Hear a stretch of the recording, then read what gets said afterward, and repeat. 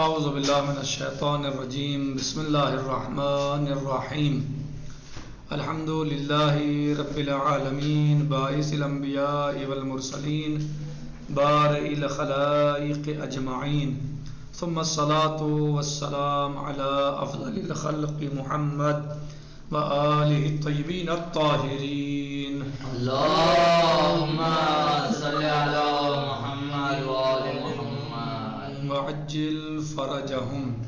ہماری گفتگو اور درس چل رہا ہے کتاب تعلیم احکام میں زکوٰۃ کے احکام کے بارے میں۔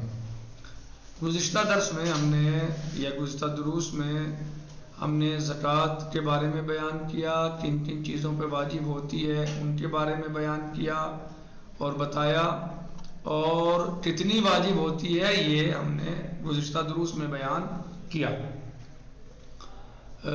اس سے پہلے والے درس میں ہم نے گیہوں، جو وغیرہ کا نصاب بیان کیا، کتنے جو اور گیہوں پر زکوٰۃ واجب ہوتی ہے، تو پھر بھیڑ بکری کا نصاب بیان کیا، اونٹ کا نصاب بیان کیا،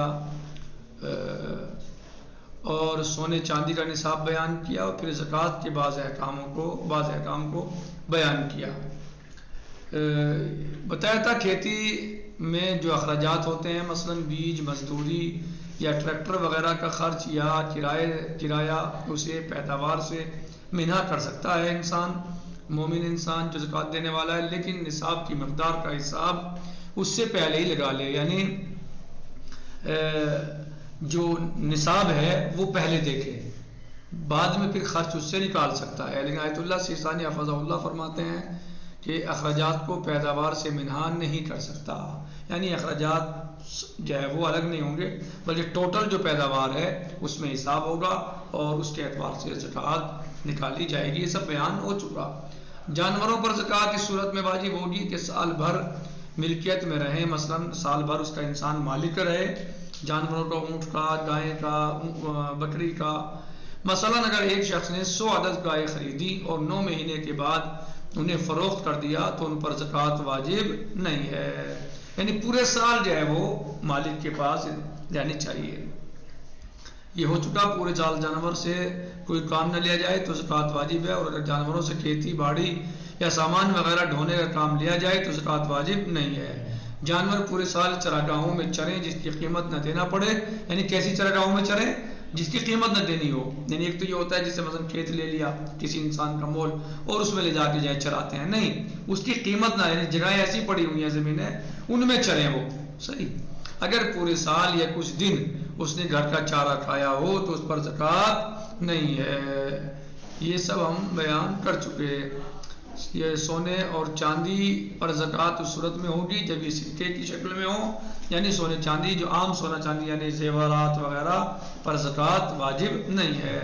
سونے چاندی پر زکوٰۃ کب ہے، کس صورت میں ہے، جب یہ سکے کی شکل میں ہو اور وہ سکہ رائج بھی ہو، چلتا ہو سکہ۔ لہٰذا آج کل جو زیورات خواتین استعمال کرتی ہیں ان پر زکوٰۃ واجب نہیں ہے۔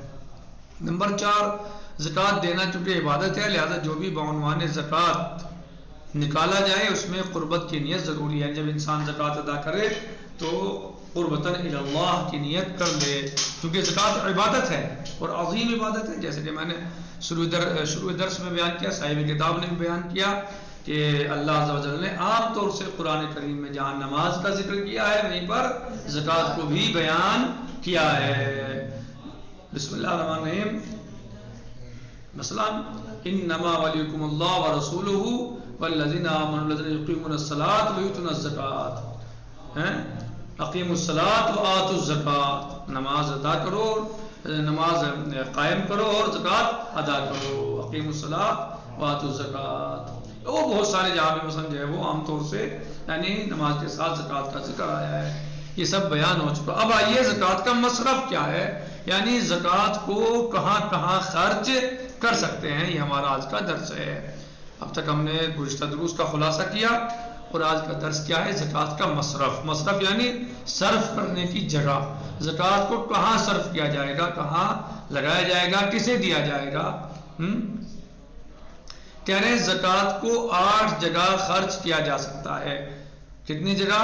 8 جگہ پر صرف کیا جا سکتا ہے۔ نمبر 1 فقیر، یعنی وہ غریب مومن جس کے پاس اپنے عیال کے لیے سال بھر کے اخراجات نہ ہوں۔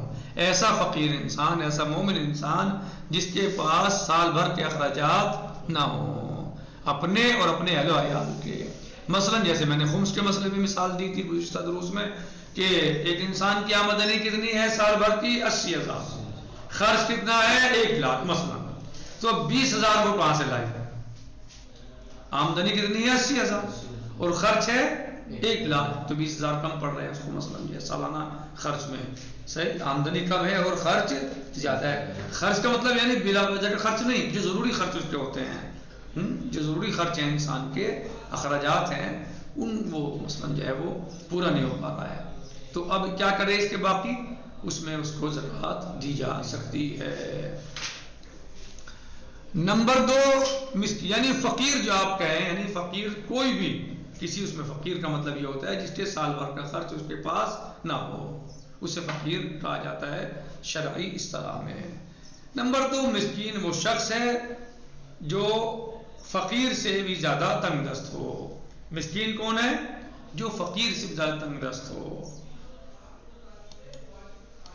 پہلے کیا ہو؟ فقیر، دوسرے مسکین، تیسرے جو شخص امام یا نائب امام علیہ السلام کی طرف سے زکوٰۃ جمع کرے یا اس کی دیکھ ریکھ کرے یا تقسیم کرنے پر مامور ہو۔ جو لوگ امام علیہ السلام کی طرف سے زکوٰۃ وصول کرتے ہیں، یا نائب امام ہے، امام علیہ السلام تو پردہ غیب میں ہے، امام علیہ السلام تو ہمارے سامنے نہیں ہے، نہ ہمیں آ کے کہہ رہے ہیں زکوٰۃ نکالو، پردہ غیب میں ہے وہ تو صحیح، لیکن جو ان کے نائب ہیں علماء، فقہاء، مجتہدین، مثلا وہ مثلا جو ہے، یا ان کے بھی نائب، مثلا ہمارے آس پاس آیت اللہ سیستانی تو نہیں آتے کسی کام کو بتانے کے لیے، کہنے کے لیے، مثلا آیت اللہ خامنہ ہی آتے ہیں، نہ ہوتی ہے مراجع میں سے کوئی، تو ان کے نائب ہوتے ہیں، وکیل ان کے جنہیں کہا جاتا ہے، تو مثلا وہ وکیل ان کو زکوٰۃ دی جا سکتی ہے جو اسی کام پر مامور ہے کہ وہ آپ سے لے کے مجھے دے دیں۔ مثلا میں فقیر ہوں، میں غریب ہوں، میں کمزور ہوں، آپ غریب ہیں، کمزور ہیں، ایک سے لے کے جہاں ضروریات ہیں مثلا دین کی، مذہب کی، مومنین کی، مسلمانوں کی، جہاں ضروریات ہیں وہاں وہ خرچ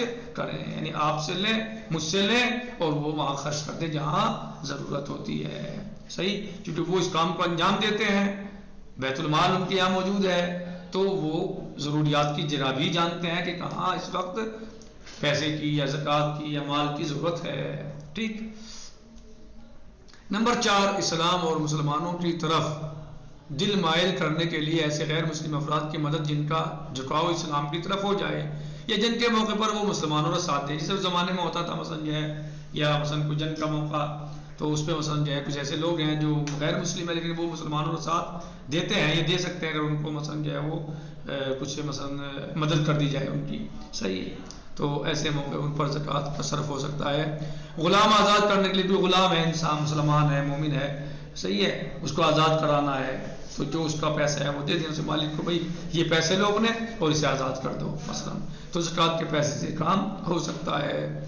وہ قرض دار جو اپنے قرض کو ادا نہ کر سکے، کوئی انسان مقروض ہے، کسی کے اوپر قرضہ ہو گیا، جائز قرضہ ہوا ہے، محنت بھی کر رہا ہے، نہیں اتر پا رہا ہے، اتنا آمدنی ہو ہی نہیں پا رہی ہے، ایسا ہو جاتا ہے تو انسان اس کو زکوٰۃ دی جا سکتی ہے، مومن انسان کو، کہ اس کا قرض تاکہ ادا ہو جائے۔ کہہ رہے ہیں وہ قرض جو اپنے قرض کو ادا نہ کر سکے، وہ قرض یعنی وہ مقروض، یا قرض دار یعنی مقروض، وہ قرض دار جو اپنے قرض کو ادا نہ کر سکے۔ نمبر 7 فی سبیل اللہ، یعنی جن کاموں کا فائدہ سب لوگوں کو ہوتا ہو اور وہ مرضی خدا کے مطابق ہو، مثلا سڑک بنوانا، پل بنوانا، مکتب یعنی مدرسہ یا مسجد وغیرہ بنوانا، ان میں کیا ہے، ان میں بھی زکوٰۃ استعمال کی جا سکتی ہے کہ سڑک بننی ہے۔ ایک سوال ہے۔ نمبر 8 وہ مسافر جو سفر میں تنگ دست ہو جائے اور اس کے پاس وطن واپس جانے کے اخراجات نہ ہوں، چاہے وہ اپنے وطن میں فقیر نہ ہو بلکہ مالدار ہو۔ مثلا ایک انسان ہے، راستہ میں چل رہا، راستہ جا رہا ہے، سفر کر رہا ہے، راستے میں چوروں نے لوٹ لیا، بدماشوں نے لوٹ لیا، صحیح، یا جیب کٹ گئی یا پیسے گر گئے، کھو گئے، صحیح، اب کیا کرے، وہ کیسے جائے؟